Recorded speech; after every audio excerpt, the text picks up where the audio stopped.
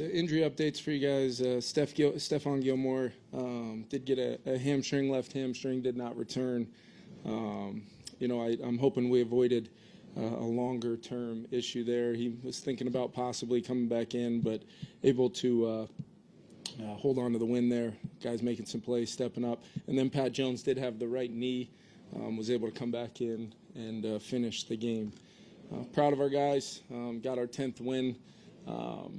By December 1st, which I think is an accomplishment.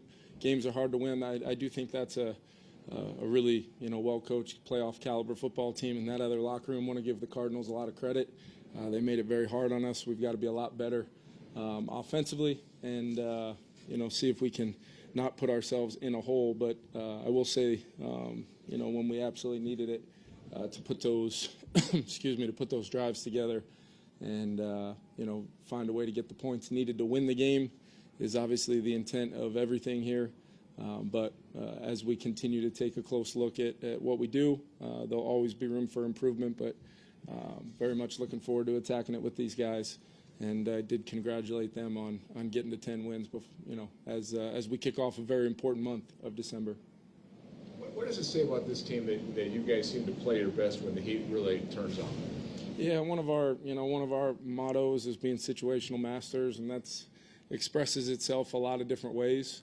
I feel like I know me personally. I feel an obligation as the play caller to be at your best, and that's overcoming a lot of things. I mean, to take some sacks on third down. I want to compliment the scheme and kind of forcing some of those plays, but at the same time, our guys need to communicate better and make sure we get those things blocked up and give ourselves a chance to operate. But with that type of,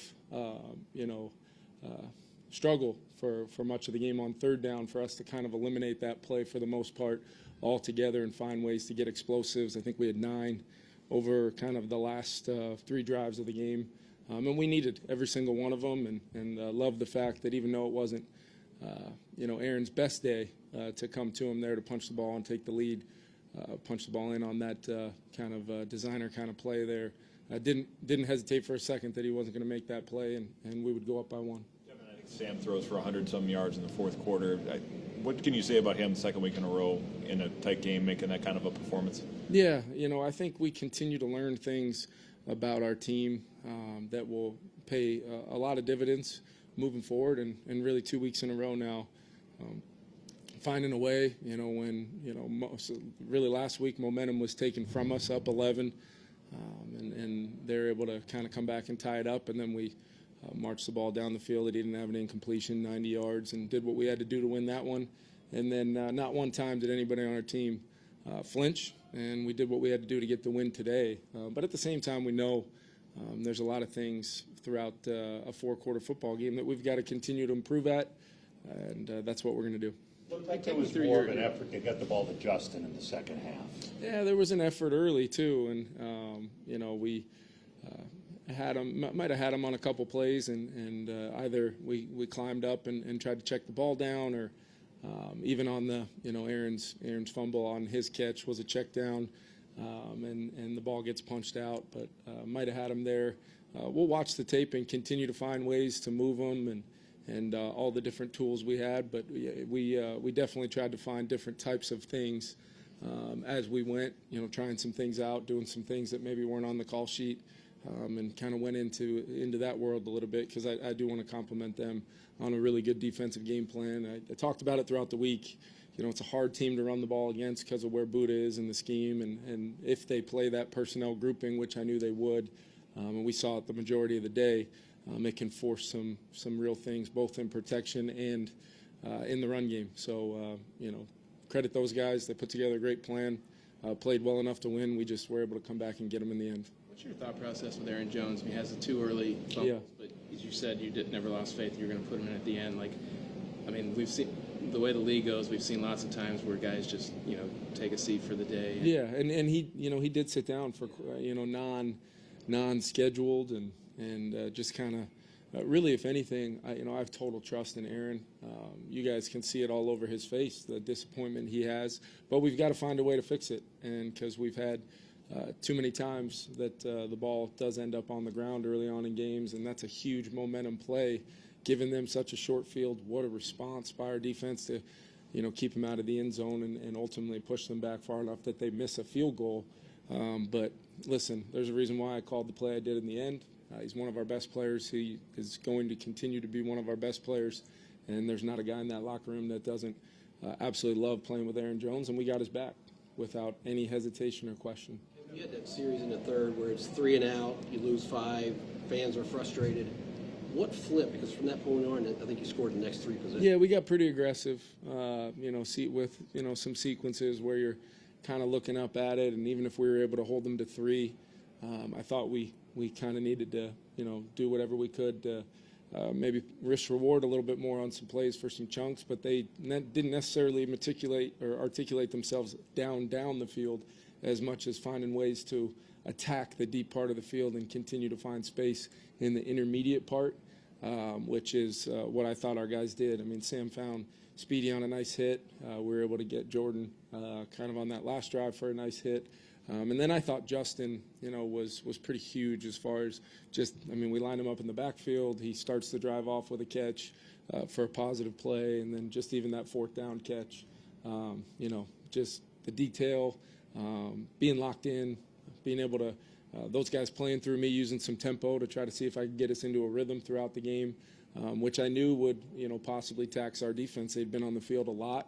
But I thought it was the way we were going to get the lead back eventually was with that, and then we'd find a way to get off the field, which our defense did. Hell of a play by Shaq. Really want to compliment Shaq, Murph. And I gave Jalen Redmond a game ball. He jumped out to me just at various times in the game with his play style and physicality for a young player that keeps getting better and better. Kevin, what went into the decision to deactivate Ed Ingram today? Yeah, I'm glad you asked that. So Cam Robinson did a hell of a job working through that foot, and he was going to give it a go, but we wanted to make sure we felt pretty stressed a little bit in Chicago, only having 1 tackle up for the game beyond Cam, so we wanted to get Rouse up, and then with that needed Dan Feeney because Dan Feeney's one of our backup centers. So really Juergens and Ingram, both those guys, it was just the necessity of the numbers for the day. Wouldn't read anything into it. Ed's been doing a great job, and I would anticipate as we get healthy and can put a full week for Cam together, and I would anticipate Ed being back up. Absolutely nothing to do with anything larger picture or anything than that. That 4th down conversion late to Justin, can you just describe what you saw on that? Yeah, so basically we wanted to have. In a world like that, that's as got to have it as it gets. We needed to have an all-out pressure answer. We needed to have a fire zone answer. And we, anticipating if it is coverage, we're probably getting some variation where they may try to, have some cloud coverage to that side. So if we were able to get the ball to Jordan off that little motion that we've hit a few times now in some big moments, great. But Justin was, the landmark, the location, where he snapped up, Sam starting his arm. It was a big time, play of execution by both those guys. And then I thought we had, the ball got tipped on a couple plays there that TJ on one, I know, probably finds a way in the end zone on the previous drive. And then, before the 4th down, I thought we had a good chance at Justin, but they, brought another all-out pressure and wanted to get the ball out, and they did a great job batting it down. So, like I said, they made some. That's a team that causes a lot of consternation. And then when we showed up today, kind of overcoming a little bit of maybe a lack of energy, whatever it would be post Thanksgiving.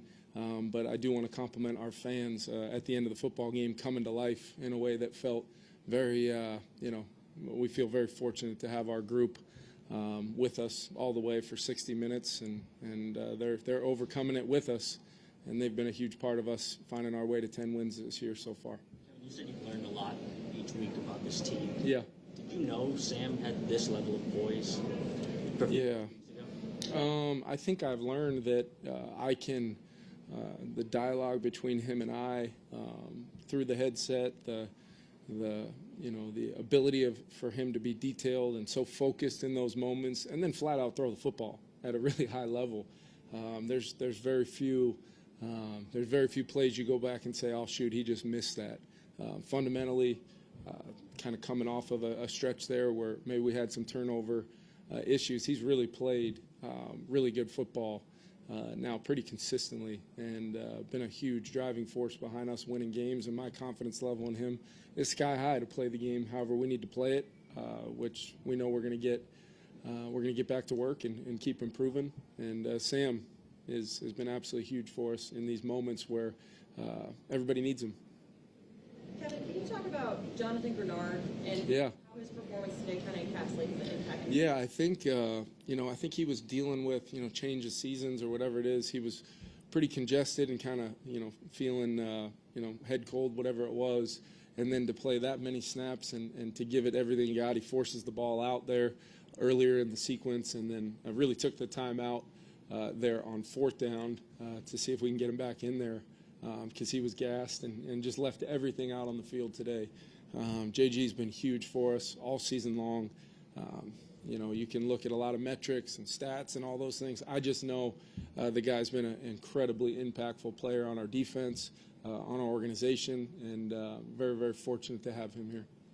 Kevin, Justin looked like he had a few where he's able to press the safety vertically and then find space in Yep. his zone. How much is he feeling his way through all of this? I mean, I know he's seen a lot of it, but just finding ways to detail his routes to make plays in the.